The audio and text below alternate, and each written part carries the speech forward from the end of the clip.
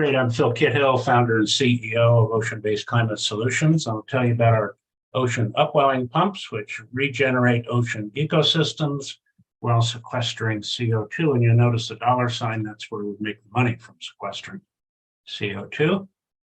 And how come this is not scrolling down? I guess I use my mouse. So the ocean has a vast carbon storage potential. The deep ocean, 37,000 gigatons, versus the atmosphere or land and plants much less. So that's where to solve the problem, at least start to solve the problem with excess CO2 in the atmosphere. And the background science is developing quickly. The National Academies of the Sciences came out with a report on ocean carbon dioxide removal, identified 6 different approaches, including our approach, ocean tubes, upwelling and downwelling. We were the only company mentioned in the report. They didn't recognize some of the latest developments, which provide up to 75% additional volume potential of ocean carbon dioxide removal from the solubility effect, that's a chemical physical effect, and also from fish. How could they have overlooked fish? But they did. So this is the report, Artificial Upwelling, a Refined Narrative. It really shows that we are climate relevant. We can move the needle. With our technology, this is the amount of gigatons of CO2 that could be removed over 80 years with our technology and the different effects that that comes from. And so this is a big deal. And we do it because the ocean nutrient profiles vary from the surface to the depth. So near the surface, there's almost no nutrients, nitrate, phosphate, silicate. As you go deeper, you get much greater nutrients. And that's what our pumps do. They bring up nutrients from 400 meters, for instance, up to about 5 meters depth, powered by wave energy. You get a biological response, phytoplankton, the fish food. You also get the solubility effects, and the CO2 incorporated into the phytoplankton sink by various pathways down to the deep ocean. Been at this since 2005, over 100 days of ocean testing. A lot of traction recently with our real-time MRV methodology developed this year, Dassault System SolidWorks, Montana State University, submitting a grant on our behalf, Air Miners, Accelerator, just invited by Microsoft to submit. The Enel inquiry came in on Friday, and thank you very much for inviting me. So our business model, the demand is over the top. You need over 2,000 gigatons of carbon dioxide removal to return to a stable climate. So there will be a supply shortage for a very long time. We sell the pumps and they deliver the carbon dioxide removal. The buyer's cost per ton is based on pump selling price and how many tons over the life of the pump. So one-time upfront cost, the pumps last multiple years out in the ocean, powered by wave energy, bringing up the nutrients and delivering the CO2. And we provide the real-time measuring and reporting. So it's different than most other technologies because every 10 minutes or every hour, you get a report showing pretty exactly how much CDR has occurred. So verification and the certification is whatever the buyer wants to do with that. We meet the 7 different criteria that our typical buyers have for additional durable and so on.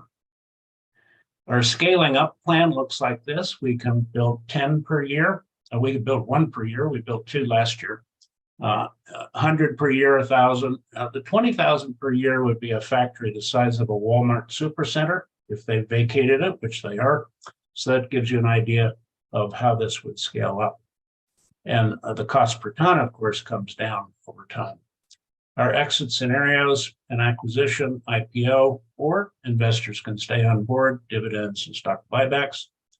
Quite a management team, over 260 years of combined experience with the senior team and the junior, I won't call them junior team, they're big career team coming on board.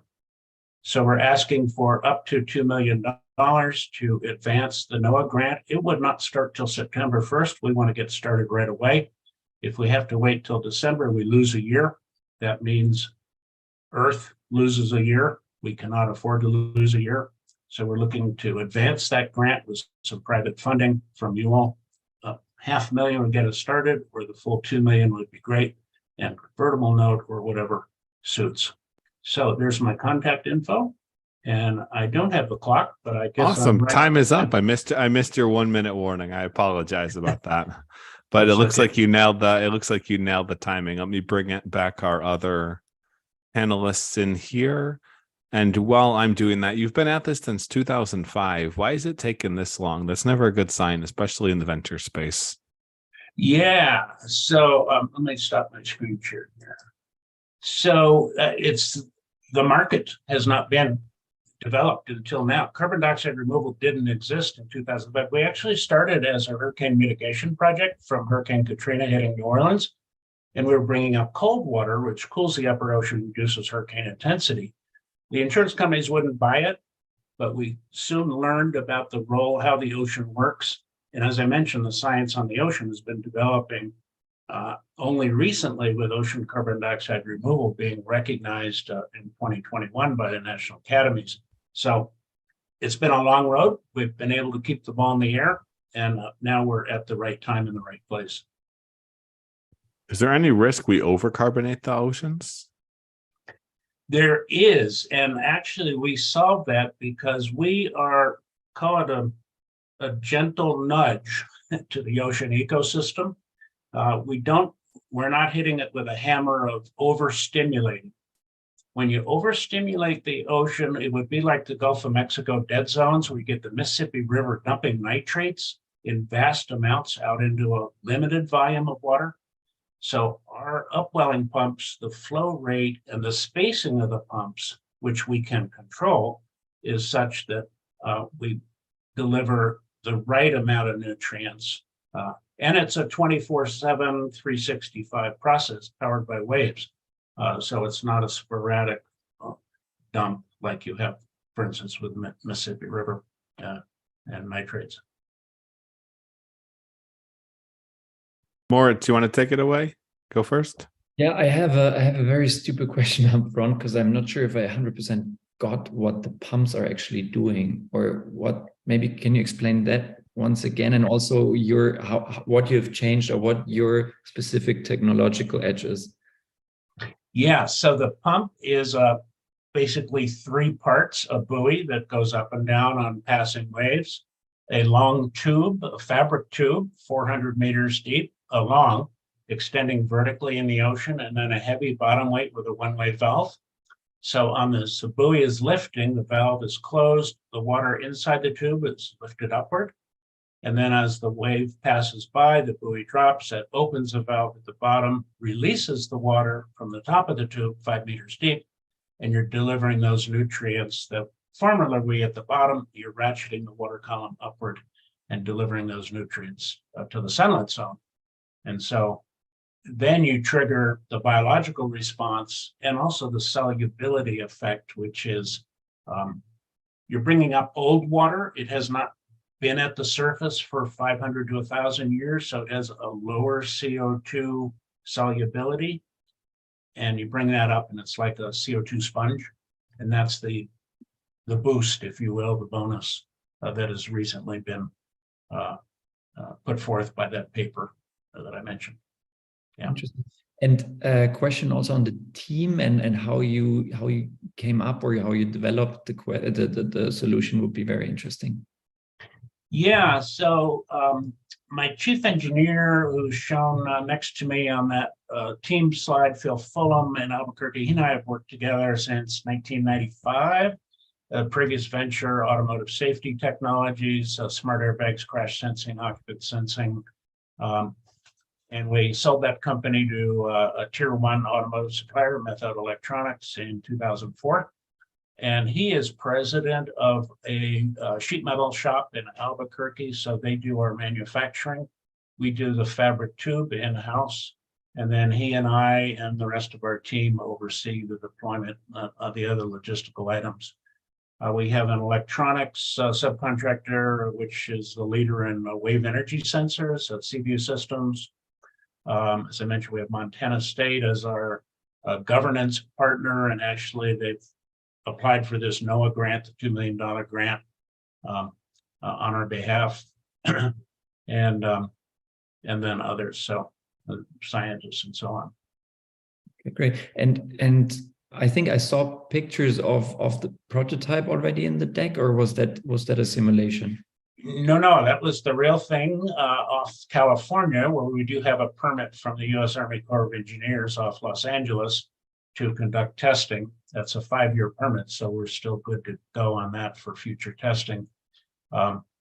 And so, yeah, and then we built 2 units last year. The second one went out to the Canary Islands with the German Marine Research Institute and also the Spanish Marine Research Institute, their boat for a test there. That was in November. Got great data and also learned a few things. And I know, Matt, you asked the question about risks, I think, already, but is there, I can imagine if you're like changing the whole ecosystem. Like, Unintended consequences. Yeah, unintended consequences. Yeah, mine would be like on risk. Like if you're, I mean, there's a very sensible ecosystem in the water, and then if you're changing that, that might have impact on the environment in there.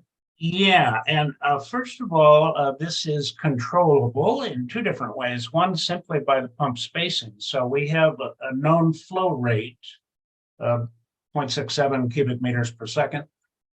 And if we space the pumps out farther, then we're stimulating the ocean area in between to a lesser degree because they're spaced out farther. The water we're bringing up mixes into a smaller amount over that larger area. That's one way. Second is the pumps can be removed. So if there is the unknowns, yes, we can stop the process and reverse it. And we would not, of course, deploy 10 million of these all at once. That would physically, logistically be impossible. Well, that's why I saw the 10, 100,000, and so on scale up slide. Cool, thank you.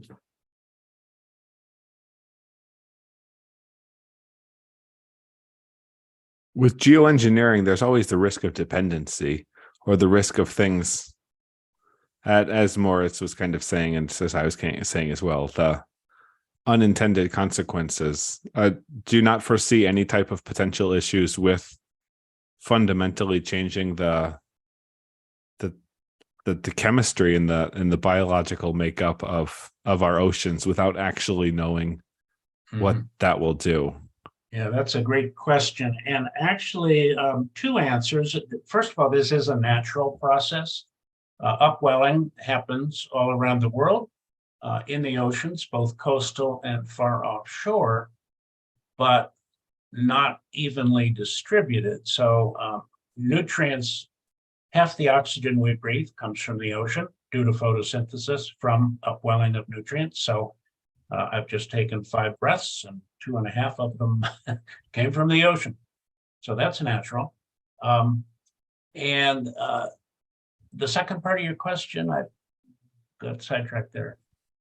Well, even natural, like, yeah, the wolves are natural predators to prevent overpopulation. But if we put 10 million wolves into anywhere, this is not 10 million wolves, but so we are, of course, already geoengineering the Earth with catastrophic near-term consequences with the amount of CO2 in the atmosphere. Pre-industrial was 280 parts per million. We're now at 420 and going up at a steady pace. So we need to dial back the CO2 in the atmosphere, which is the primary greenhouse gas, not the only one, but the primary one. And so, yes, you can do it unnaturally, or you can do it by leveraging nature-based. And this is a nature-based solution, one of several nature-based solutions.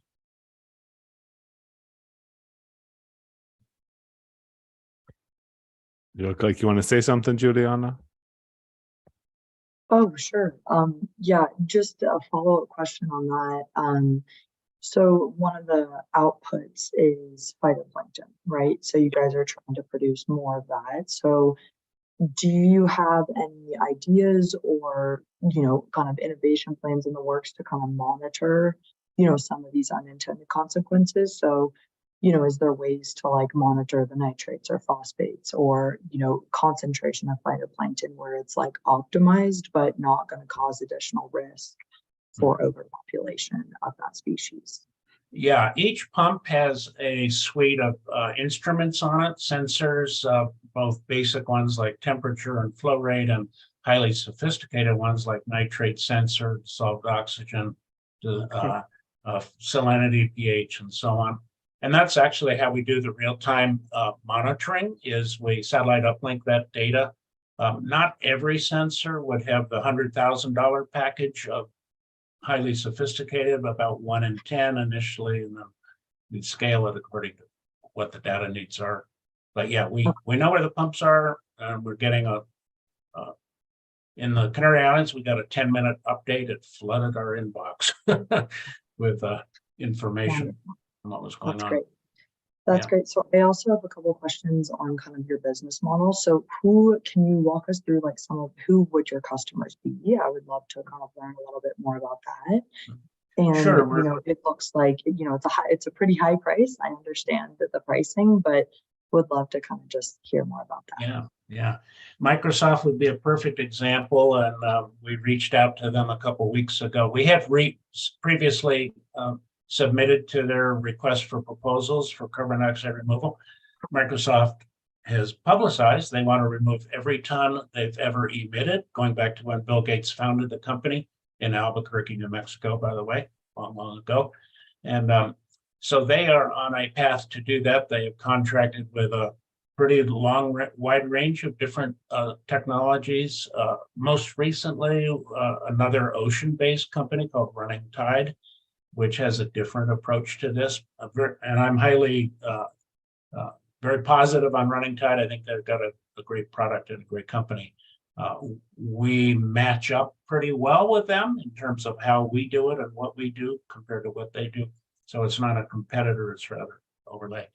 But Microsoft would be the perfect example. And so there they go. They are willing to fund these startup technologies to remove CO2 and they want to not only get to zero emissions, but undo what they've done. And they're one of the leaders.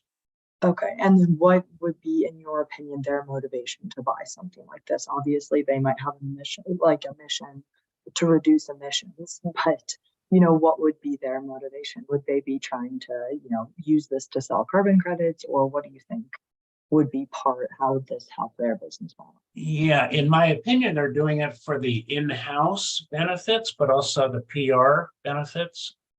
They view it as a competitive advantage, I believe. And I think other companies also find that. And there have been studies showing that sustainability sells. My soap is green and it's better than the black soap or the white soap. And so, yeah, it's a competitive advantage in the marketplace for a company to. Now, there are greenwashers, many of them, and there are the real ones. I'd like to point to Microsoft because they are one of the real ones. And I think more and more. Now, there are SEC rules coming out, by the way, which require disclosure of climate risks. And that will drive the marketplace to become more real, because that will be part of the 10K or whatever the forms are that the public corporations file. So public corporations are the target market, and they're increasingly getting on board. There's another organization called the Science-Based Targets Initiative, over 3,500 companies worldwide. A lot of that is greenwashing, but again, they too are getting into putting real money into the real problem. Yeah. Okay. And then last kind of two questions here. So in terms of, you probably have to get permits, right, to, use this product. Do you see a path forward to kind of help your customers make sure that they can get the permitting that they need, or are you kind of managing that? So, what's the process for that? Up till now, we have done the permitting. We got a permit off Oregon in 2010, 11, 12. We got a permit in Peru in 2015, 16, and in Newfoundland in 2017, 18, and then in California just last in 2021, 22. But there is legislation that is going to be hitting Congress to update and bring the whole permitting scheme into today's world, because You know, the rules, there's one school of thought that we do not need a permit because we're not adding anything to the ocean, we're just stirring it up. And so but it's not solid to say that. So there is legislation that has been proposed just in the last week or so to clear up the permitting. Okay, and then my last question before I hand it over to Niels here. So in terms of, you mentioned exits at the end, who would you consider to be groups that you would want to exit, the business to? So one of my favorite companies is 3M, global manufacturing company, 55,000 products. How can anyone manage 55,000 products? And they claim a third of them didn't exist 5 years ago. So they're a science-based company. They're highly innovative. And anyway, they're just one example of a company that could take this on and make it to be what it needs to be. But there's probably more. Yeah. And then I guess one last question. And I guess, sorry, and then Niels is up. Sorry. Two questions then on my side. A, you don't normally see founders at your age founding a business that's something that has the 5 to 12 plus year time horizon. What are your personal goals with us? Sure. And I had brought in the team on the bottom row of the team slide. Salvador Garcia is on this call, I believe, is my backup, great guy, marketing whiz. And we have a junior engineer. We have Chris White, who's 38 years old, as our COO. And so we have, and then the science team and modeling team. So, we're dedicated to bringing in young guns to assume the role. And I will be the fatherly figure providing the guidance when asked. Good answer.